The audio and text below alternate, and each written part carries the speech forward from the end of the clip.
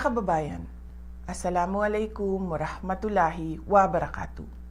Madayaw ug maayong adlaw kaninyong tanan. Magandang araw sa inyong lahat. Ang patuloy na pagtaas ng presyo ng mga bilihin ay isang mabigat na dagok sa hangarin nating magkaroon ng mapayapa at masaganang buhay para sa bawat pamilyang Pilipino. Hindi normal ang ating pinagdaraanan. Ito ay epekto ng mga krisis sa labas ng ating bansa, kabilang ang digmaan sa gitnang silangan na direktang nakakaapekto sa presyo ng pagkain, langis at iba pang pangunahing pangangailangan. Sa kabila nito, ang tanggapan ng pangalawang Pangulo ay patuloy na nagsasagawa ng mga programa na noon pa man ay nakatuon ng tumulong sa inyo na makatipid at makaraos sa araw-araw. Ang kampanya ng pagbabago sa edukasyon ay nagbibigay ng tulong sa gamit pampaaralan ng ating mga mag-aaral.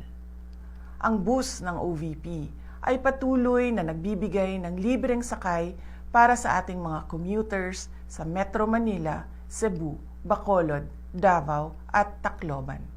Ang Magnegosyo Taday ay magpapatuloy upang mapunan ang kapital ng maliliit na negosyo. At ang rice boxes ay patuloy na ipinamamahagi sa mga nangangailangan, lalo na sa panahon na tulad ngayon.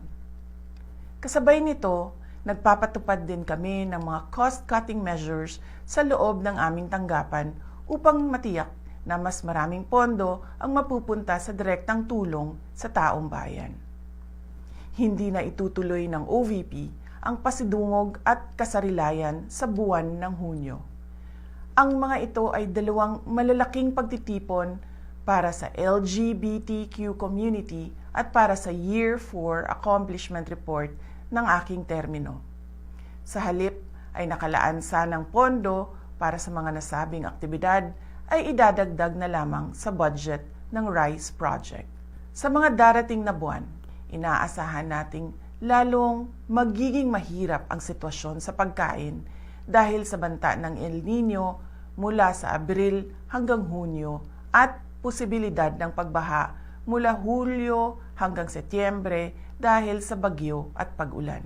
Sa ating pagtitipid, unahin natin ang sapat na pagkain para sa ating pamilya, pagpapagamot sa may sakit at ang edukasyon ng ating mga anak.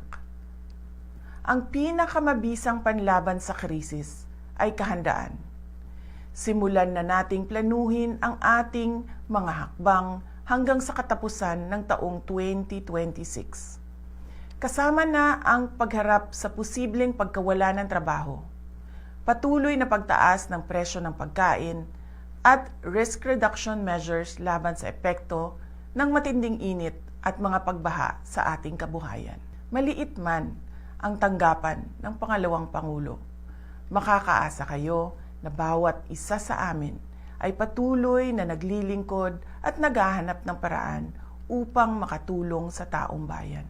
Tayo ay isang bayang may matibay at malakas na pananampalataya sa Diyos.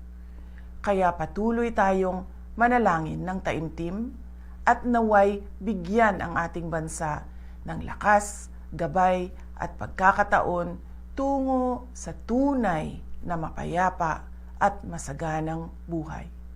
Syukran.